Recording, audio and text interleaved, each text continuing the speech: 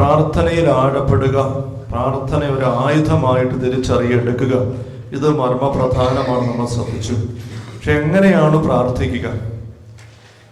എങ്ങനെയാണ് നമുക്ക് ദീർഘമായിട്ട് സമയമെടുത്ത് പ്രാർത്ഥിക്കാനായിട്ട് സാധിക്കുക എന്ന് ചിന്തിക്കുമ്പോൾ ആത്മീയ ശാസ്ത്രത്തില് പ്രാർത്ഥന 4 വിധത്തിലുണ്ട് എന്ന് പറയുന്നുണ്ട്. നമുക്കറിയാമായിരിക്കും. ഒന്ന്, അനുതാപത്തിന്റെ പ്രാർത്ഥന. കരുണ ചോദിച്ചുകൊണ്ട് അനുദപിച്ച് പാപങ്ങളെക്കുറിച്ച് മാപ്പ് ചോദിക്കുന്ന അനുതാപത്തിന്റെ പ്രാർത്ഥനയാണ് ഒന്നാമത്തെ ഗണം. രണ്ടാമത്തെ ഗണത്തിലുള്ള പ്രാർത്ഥനകൾ എന്ന് പറയുന്നത് യാചന പ്രാർത്ഥന, മധ്യസ്ഥ പ്രാർത്ഥന. നമ്മുടെ ആവശ്യങ്ങൾ പറഞ്ഞ് നമുക്ക് വേണ്ടിയും എല്ലാവർക്കും വേണ്ടിയിട്ടും, മാർപ്പാപ്പായ്ക്കും മെത്രാന്മാർക്ക് വേണ്ടിയിട്ടും, തിമോത്തി ലേഖനത്തിൽ പറയുന്ന ഉന്നത സ്ഥാനീയർക്ക് വേണ്ടിയിട്ടും എല്ലാം പ്രാർത്ഥിക്കുന്നു. മധ്യസ്ഥ പ്രാർത്ഥന. പല നിയോഗങ്ങൾ എണ്ണി പറഞ്ഞ് പ്രാർത്ഥിക്കുന്നു. മൂന്നാമത്തെ ഒരു ഗണം പ്രാർത്ഥനയുടെ ഉള്ളത് നന്ദി പറഞ്ഞ്, നന്ദി, സ്തുതി, കൃതജ്ഞത, മഹത്വം, ഇങ്ങനെ നന്ദിയുടെ പ്രാർത്ഥനയാണ് മൂന്നാമത്തെ ഗണം. നാലാമത്തേത് ആരാധന എന്ന് പറയുന്നു. നമ്മൾ സാധാരണ 1 മണിക്കൂർ ആരാധന നടത്തുകയാണ് എന്ന് പറയുമ്പം അതിനകത്ത് ഇതെല്ലാം കൂട്ടിച്ചേർത്താണ്. അത് ആരാധന എന്നുള്ള വാക്ക് അവിടെ ഒരു പ്രാർത്ഥന എന്ന രീതിയിൽ ഉപയോഗിക്കുന്നുള്ളൂ. 1 മണിക്കൂർ ആരാധിക്കുക എന്ന് പറയുമ്പം അത് യാചനയും സ്തുതിയും അനുതാപവും എല്ലാം ചേർത്തിട്ട് 1 മണിക്കൂർ നമ്മൾ അറേഞ്ച് ചെയ്ത് പ്രാർത്ഥിക്കുന്നു. അത് യഥാർത്ഥത്തിൽ ആരാധന എന്ന് പറയുമ്പോൾ ടെക്നിക്കലായിട്ട് ആത്മീയ ശാസ്ത്രത്തിൽ ഉദ്ദേശിക്കുന്ന കാര്യം ആകുന്നില്ല.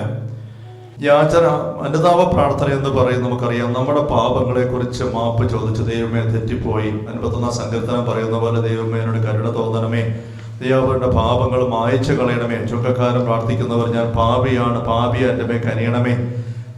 ധൂർത്തപുത്രൻ അനുദപിച്ച് വന്നിട്ട് അപ്പാ അങ്ങേക്കെതിരെ തെറ്റ് ചെയ്തു പോയി. ഇതെല്ലാം അനുതാപത്തിന്റെ പ്രാർത്ഥനയാണ്. പക്ഷെ അനുതാപ പ്രാർത്ഥനയെ പറ്റി നമ്മൾ വചനത്തിന്റെ ആഴത്തിലേക്ക് നോക്കുമ്പോൾ ഈ അനുദപിച്ച് പ്രാർത്ഥിച്ചുകൊണ്ട് ദീർഘസമയം ചെലവഴിക്കുക എന്ന് പറയുന്നത് തമ്പുരാന്റെ ഒരു സന്തോഷമുള്ള ഒരു പദ്ധതിയല്ല. അനുദപിക്കുക എന്ന് പറയുന്നത് പാപത്തെക്കുറിച്ച് തെറ്റിപ്പോയി ബോധ്യം വന്ന് ഏറ്റു പറയുമ്പോൾ തന്നെ തമ്പുരാൻ അത് ക്ഷമിക്കുകയാണ്. തൂർത്തന്റെ ഉപമ നമുക്കറിയാം. ഏത് അധ്യായത്തിൽ കാണുന്ന ഏത് പുസ്തകത്തില? ലൂക്ക 15 അല്ലെ? ലൂക്ക 15 തൂർത്തന്റെ ഉപമ. അവിടെ നമ്മൾ കാണുന്നുണ്ട്, ഇവന് സുബോധമുണ്ടായി പന്നിക്കൂട്ടി കിടക്കുമ്പോൾ അവന് എണീറ്റ് വരികയാണ് അപ്പന്റെ പക്കലേക്ക്. 18-ാം വാക്യം, ലൂക്ക 15:18. ഞാൻ ഇവിടെ 17-ാം വാക്യം മുതൽ. അപ്പോൾ അവന് സുബോധമുണ്ടായി, അവൻ പറഞ്ഞു, എൻ്റെ പിതാവിന്റെ എത്രയോ ദാസന്മാർ സുഭിക്ഷമായി ഭക്ഷണം കഴിക്കുന്നു, ഞാനോ ഇവിടെ വിശന്ന് മരിക്കുന്നു. ഞാൻ എഴുന്നേറ്റ് എൻ്റെ പിതാവിന്റെ അടുത്തേക്ക് പോകും. ഞാൻ അവനോട് പറയും, പിതാവേ, സ്വർഗത്തിനെതിരായി നിന്റെ മുമ്പ് ഞാൻ പാപം ചെയ്തു, നിന്റെ പുത്രനെ വിളിക്കപ്പെടാൻ ഞാൻ യോഗ്യനല്ല, ദാസൻ ഒരുവരെ സ്വീകരിക്കണമേ. എഴുന്നേറ്റ് അപ്പന്റെ അടുത്തേക്ക് ചെന്നു. ദൂരെ വെച്ച് തന്നെ പിതാവ് അവനെ കണ്ട് മനസ്സറിഞ്ഞ് ഓടിച്ചെന്ന് കെട്ടിപ്പിടിച്ച് ചുംബിച്ച് മകൻ പറഞ്ഞു, പിതാവേ, സ്വർഗത്തിനെതിരായി നിന്റെ മുമ്പ് ഞാൻ പാപം ചെയ്തു, പുത്രനെ വിളിക്കപ്പെടാൻ ഞാൻ യോഗ്യനല്ല.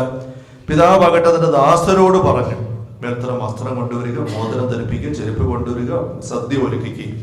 പിതാവ് അവനോടൊന്നും പറയുന്നില്ല.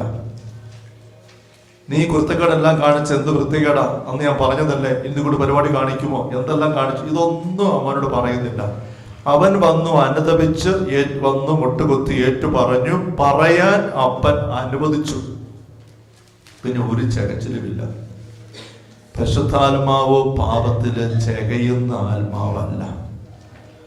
പാപത്തെക്കുറിച്ച് പരിശുദ്ധാത്മാവ് വരുമ്പോൾ ചെയ്യുന്ന എന്താണ്? യോഹന്നാന്റെ സുവിശേഷത്തില് യോഹന്നാൻ 16:8-9 വാക്യങ്ങൾ. അവൻ പരിശുദ്ധാത്മാവ് വന്ന് പാപത്തെക്കുറിച്ച്, നീതിയെക്കുറിച്ച്, ന്യായവിധിയെക്കുറിച്ച് ലോകത്തെ ബോധ്യപ്പെടുത്തും. കുറ്റപ്പെടുത്തില്ല, ചകയില്ല. 11-ാം വാക്യം വീണ്ടും പറയുകയാണ്, ബോധ്യപ്പെടുത്തും. പരിശുദ്ധാത്മാവുള്ള വ്യക്തികളും ഒരിക്കലും കുറ്റപ്പെടുത്തുകയില്ല, ബോധ്യപ്പെടുത്തുക. എന്തു പറ്റി അങ്ങനെ സംഭവിച്ചത്? അങ്ങനെ കേട്ടല്ലോ, അല്ലെ ഇന്നലെ അങ്ങനെ ചെയ്യുന്നത് കണ്ടല്ലോ, അല്ല ഇപ്പൊ ഇങ്ങനെ സംഭവിച്ചത് എന്ത് പറ്റി, എന്നാ പ്രശ്നം, നമ്മളിങ്ങനെ പോയാൽ എങ്ങനെ ശരിയാകുന്നത് അല്ലേ ഇത്? അങ്ങനെ അതേക്കുറിച്ചൊരു ബോധ്യം കൊടുക്കുക. ബോധ്യപ്പെടുത്തുന്ന ആത്മാവ്, ഇതാണ് പരിശുദ്ധാത്മാവ്. പരിശുദ്ധാത്മാവ് ഉള്ള വ്യക്തികളും ബോധ്യപ്പെടുത്തും. അപ്പൊ ഇവിടെ ബോധമുണ്ടായി ധൂർത്തപുത്രന്, ലൂക്ക 15 സുബോധമുണ്ടായി. ഇനി അവനെ ആരും ബോധ്യപ്പെടുത്തണ്ട. അപ്പൻ, എടാ എന്നാ പണിയാ കാണിച്ചത്, വൃത്തികേട്, ഒരു പഞ്ഞങ്ങളൊന്നും മനസ്സിലായില്ലേ, ഇപ്പൊ തിരിഞ്ഞോ? അപ്പന്റെ വീട്ടിൽ നിൽക്കുന്ന അനുഭവം എന്നാന്നുള്ളത്? അപ്പന്റെ വാക്കിന് വില മനസ്സിലായോ? ഇതൊന്നും ചോദിക്കേണ്ട, അവനെല്ലാം മനസ്സിലായി. എന്നിട്ട് അവൻ തിരിച്ചു വന്നിരിക്കുന്നത്. അതാ അനുതാപം. സുബോധമുണ്ടായി. സുബോധമുണ്ടായിട്ട് വന്ന് ഏറ്റു പറയുന്നവനെ പിന്നെ കിള്ളുകയല്ല, ചകയുകയല്ല, കുറ്റപ്പെടുത്തുകയല്ല. അവനത് ഏറ്റു പറഞ്ഞു തീർന്നു. അപ്പോഴേ അടുത്ത കാര്യത്തിലേക്ക് കൊണ്ടുപോവുകയാണ്. അനുദപിച്ച് നമ്മൾ പാപത്തെക്കുറിച്ച് ബോധ്യമെടുത്ത് അനുദപിച്ച് ഏറ്റു പറയുന്ന നിമിഷം അത് ഈശോയെ ഏറ്റെടുത്തു, ദൂരെ കളഞ്ഞു. പിന്നെ നമ്മൾ അതും വെച്ചുകൊണ്ടിരിക്കരുത്. എത്രയോ വചനങ്ങളിൽ പറയുന്നുണ്ട്, പാപം എന്നാ കിഴക്കും പടിഞ്ഞാറും തമ്മിൽ എന്ന പോലെ അകലയിക്കും, അല്ല പുറകോട്ട് എറിഞ്ഞു കളഞ്ഞ ദൈവം നമ്മുടെ പാപങ്ങള് ഒരിക്കലും ആ മനസ്സ് വരിക പോലുമില്ല. യേശയ്യായില് 65 മനസ്സ് വരിക പോലുമില്ല. പുതിയ ആകാശം, പുതിയ ഭൂമി, ഇതേപ്പറ്റി പറയുന്ന ഒരുപാട് വചനങ്ങളുണ്ട്. ഞാനിപ്പോ കടക്കുന്നില്ല. അതുകൊണ്ട് നമ്മൾ പാപത്തെക്കുറിച്ച് പിന്നെയും ഓർത്ത് ചകഞ്ഞ് പറഞ്ഞ് കരഞ്ഞോണ്ടിരിക്കുക എന്ന് പറയുന്നത് തമ്പുരാന്റെ മുമ്പിൽ ആവശ്യമില്ല. അത് നമ്മുടെ അഹങ്കാരമാണ്. നമ്മുടെ അഹങ്കാരമാണ്. എൻ്റെ ഈഗോയ്ക്ക് മുറിവേറ്റതാണ്. ഞാൻ ഇതുകൊണ്ട് പണി ചെയ്തല്ലോ, ഞാൻ എന്നാലും ഇങ്ങനത്തെ പണി പിന്നെ കാണിച്ചല്ലോ, കഷ്ടം. അപ്പൊ ഞാൻ ചെയ്തതാ പ്രശ്നം. ഞാൻ അങ്ങനെ ചെയ്യാൻ പാടില്ലായിരുന്നു. ഞാൻ ഇത്രയും പുണ്യവാളനായിട്ട് വിശുദ്ധനായിട്ട് ബോധ്യം കിട്ടി നവീകരണത്തിലൊക്കെ വന്ന് ഇങ്ങനെ നടക്കുന്ന ആള് ഇതുകൊണ്ട് വൃത്തികേട് പോയി കാണിച്ചിട്ട് കഷ്ടം. ഇവിടെ എനിക്കേറ്റ മുറിവാണ്. എൻ്റെ ഈഗോയ്ക്ക് സംഭവിച്ച തകർച്ചയാണ് വിഷയം. അതേലകണം ചകയുന്നത്. ധൂർത്തപുത്രനെ അപ്പൻ കയറ്റിയിരുത്തി വിരുന്ന് ഒന്ന് ഓർത്ത് നോക്കിക്കാ രംഗം. വിരുന്നൊരുക്കുന്നു, വലിയ സദ്യ, പാട്ട്. ചേട്ടൻ വന്നു, പണിക്ക് പുറത്ത് നിന്നു. അപ്പൻ പുറത്ത് പോയി സംസാരിച്ചു. അപ്പൊ കയറി വന്നെന്ന് വിചാരിക്കുക. അപ്പൊ അപ്പന്റെ അടുത്തും വലത്തും മൂത്തവനെ ഇളയവനെ ഇരിക്കുകയാണ്. അപ്പൻ ആളുകൾ കൂടി എത്ര ഒന്ന് തെളിഞ്ഞത്, സന്തോഷം നിറഞ്ഞ് 2 മക്കളെ അടുത്ത് കിട്ടി. മരിച്ചവനായാലും തിരിച്ചു കിട്ടി, നഷ്ടപ്പെട്ടവൻ 2 കിട്ടി. സന്തോഷമായിട്ട് അപ്പൻ, ജോലിക്കാരും സ്റ്റാഫും എല്ലാം സന്തോഷമായി. യജമാനും സന്തോഷം, 2 യജമാനന്മാരെ മക്കൾ തിരിച്ചു വന്നിരിക്കുന്നു. അവർക്കെല്ലാം ആഘോഷമാണ്. അങ്ങനെ ഇരിക്കുമ്പം അപ്പനടിക്ക് ഇവരെ വീണ്ടും നോക്കുമ്പോൾ ഉണ്ട് അപ്പം കാണുന്ന കാഴ്ച, ഇവന് കോഴിക്കാലും പിടിച്ച് വായി കടിച്ചിട്ട് അത് വെച്ച് ഇങ്ങനെ ഇരിക്കുക. ഇതെന്താണ് മോൻ ഇങ്ങനെ ഇരിക്കുന്നത്? കാരണം അവൻ അപ്പനെ നോക്കി ദയനീയമായിട്ട്. എന്നാ മോനെ? എന്നാലും അപ്പ ഞാൻ ആ പന്നിക്കൂട്ടി പോയി കിടന്നല്ലോ, എത്രയോ നല്ല അപ്പനുണ്ടായിട്ട് എന്ന് പറഞ്ഞ അപ്പ എന്നാ പറയും, അത് പോട്ടെ, എടാ ഇത് ആ കോഴിക്കാൽ അതോടെ വെക്കും, നല്ല സാധനം, ഇത് തീർത്തിടിച്ച് നോക്കി പാട്ട് കേട്ടോ നോക്കി. ആ ശാലം കഴിഞ്ഞ അപ്പം വീണ്ടും അങ്ങോട്ട് ഇങ്ങനെ നോക്കിപ്പോണ്ട് പിന്നെ ഇങ്ങനെ ഇരിക്കുക. എന്നാ പറയുന്നത്? എന്നാലും ആ അമരത്തവിടെ എത്ര നാളെ ഞാൻ കഴിച്ചത് പന്നിക്കൂട്ടി.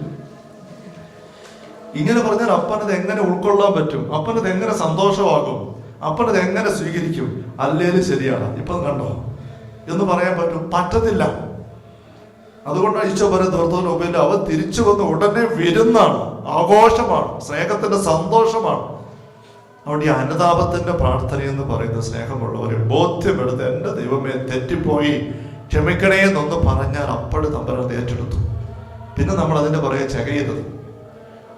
മറിഞ്ഞു വന്നിട്ട് നല്ലപോലെ കുളിമുറി കയറി കുളിയും കഴിഞ്ഞിട്ട് പിന്നെ കുളിമുറിയുടെ പുറകെ പോയി അവിടെ കുഴിയിൽ പോയി തോണ്ട് നോക്കുക, ഇത്രയും ചെളി എൻ്റെ ദേഹത്തുനിന്ന് പോയതാണ്, കഷ്ടം. ഇതാണ് ഈ അനുദപിച്ച് കുമ്പസാരം കഴിഞ്ഞിട്ട് പിന്നെ പാപത്തെ പറ്റി പറഞ്ഞുകൊണ്ടിരിക്കുമ്പോൾ നമ്മൾ ചെയ്യുന്നത്. അത് വേണ്ട.